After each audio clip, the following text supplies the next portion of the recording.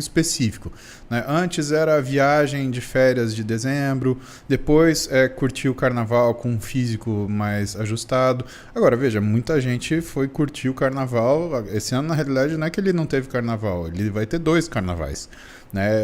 Tem a galera que curtiu nos dias, né? E vai ter a galera que vai curtir nos próximos, né? Mas o que acontece?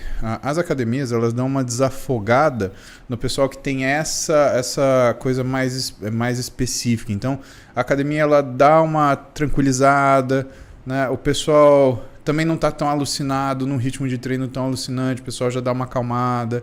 E aí, quem quer começa a achar um ambiente um pouco mais confortável, um ambiente, às vezes, menos competitivo, né? Sim. Um pouco mais acolhedor, porque já não tem aquela, eu preciso ficar, sei lá, mais seco que o Joãozinho, maior do que o Pedrinho. Acaba essa disputa, né?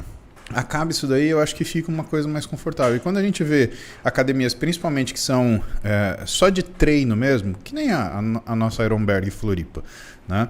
Ela acaba sendo a casa de todas as pessoas que querem treinar, porque elas têm aparelhos que estão sendo, assim, multiplicidade de aparelho, né?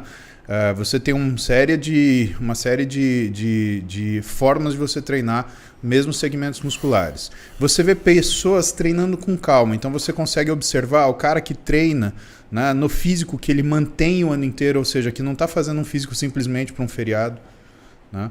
Então, você começa a prestar atenção nesses comportamentos consistentes. Você começa a ter, desses comportamentos consistentes, bons exemplos, né? Essa pessoa, ela não está na noia de treinar, então ela está um pouco mais receptiva para você perguntar, quanto tempo você treina, por que você faz exercício, como que a coisa vai. E do ponto de vista de quem tem possibilidade de ter um personal trainer, um professor, esse cara, ele consegue também ter um trabalho um pouco mais calmo, porque ele consegue, né, numa academia um pouquinho mais, não chega a ser vazia, mas com uso mais regular, né, a oportunidade de dar uma aula mais até teórica para as pessoas, para ensinar coisas do que ele está fazendo. Olha, você precisa fazer essa amplitude porque trabalha isso, você precisa fazer aquela amplitude porque trabalha aquilo. Eu te falo porque numa academia cheia, muitas vezes o professor ele não tem tempo de ensinar por que você está fazendo esse aparelho. Porque se ele parar para falar para a pessoa, acabou. Outra pessoa pegou e já era, né? Então eu tenho essa visão. Eu acho que o momento é agora. É o melhor momento. Julião, qual é o primeiro passo que uma pessoa tem que tomar para começar a ser fitness? Primeiramente, se olhar no espelho e não gostar da imagem que vê. Eu acho que esse é o ponto de partida. Então, se você é essa pessoa que quando se olha no espelho não se sente satisfeito com o que vê, não é uma questão de se sentir feio, é uma questão de olhar e falar, eu não me agrada o que eu estou vendo, eu gostaria de ter mais agrado quando eu me visualizasse no espelho e buscar exatamente este momento que é agora, que é o que o Muzi falou, que é o que eu chamaria de longo prazo, não curto prazo. Então, quando você consegue entender que a musculação é uma atividade que é para a vida toda. Ela é longuíssimo prazo.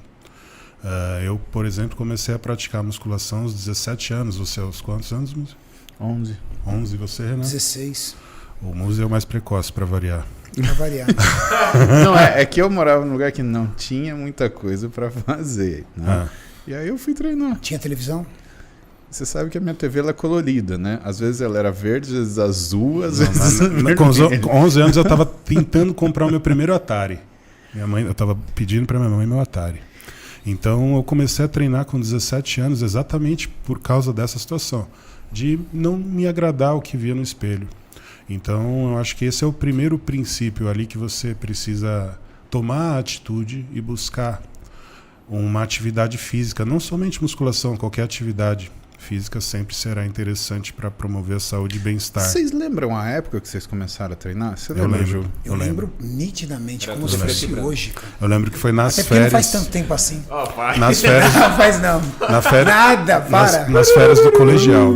Mas nas férias do final do ano ou nas férias do meio do ano? Do final do ano. Mas para lembrar a época aí já não dá ruim não. Eu pensei que você estava perguntando qual é o nome da academia. Não, meus neurônios específicos para isso. Pelo amor de Deus, velho. E na época, o que você queria? Na época, eu queria pegar mulher, cara.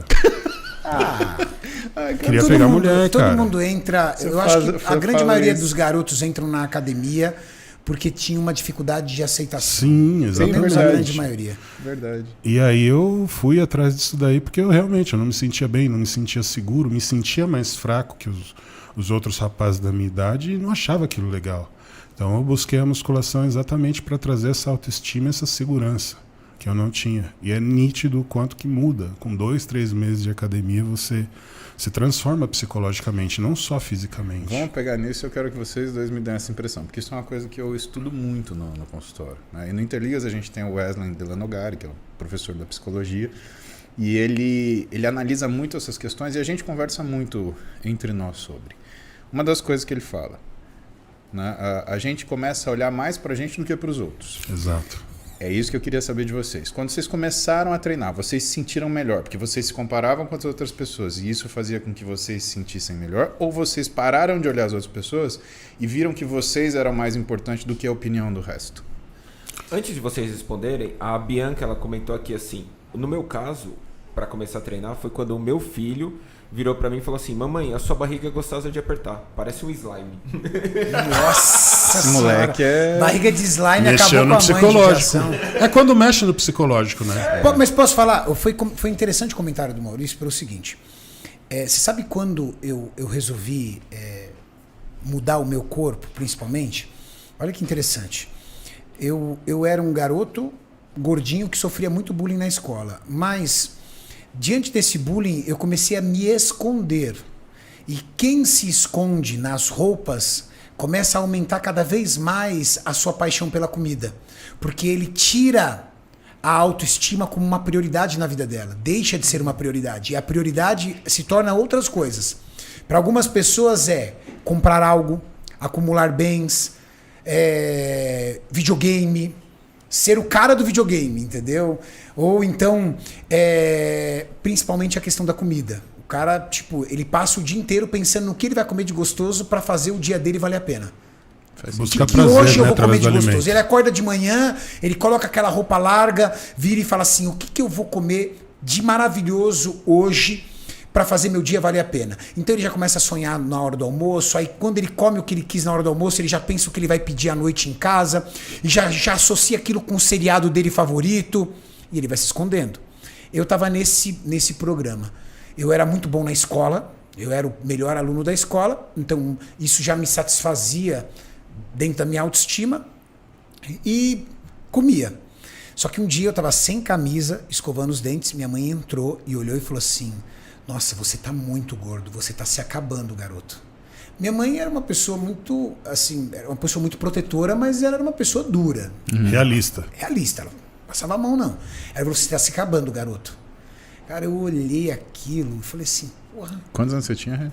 Eu tinha 16 anos. Já tinha uma boa percepção da vida. É verdade. 16 anos. Aí eu parei de comer no outro dia, sem informação nenhuma. Então o que eu fazia? Eu comia salada e não tinha informação sobre proteína. Hoje a galera com o YouTube, pelo amor de Deus. Não, informação Eu não tinha noção de macronutriente, carboidrato. O que eu descobri? O que eu entendi? Eu entendi que quem come salada não vai engordar. Então eu comia praticamente salada e aí eu pegava um pinguinho de batata, um pinguinho de arroz, um pedacinho de frango, mas não devia bater nem 1,0 quilo corporal de proteína. Certeza. Você baixou a caloria na marra. Na né? marra. Aí eu fiz assim, Você conseguiu manter? Fui emagrecendo absurdamente e perdendo tudo. O que tinha de massa muscular, fiquei extremamente magro. Eu posto de vez em quando a foto eu magro, assim a pessoa não acredita. E aí foi quando eu resolvi.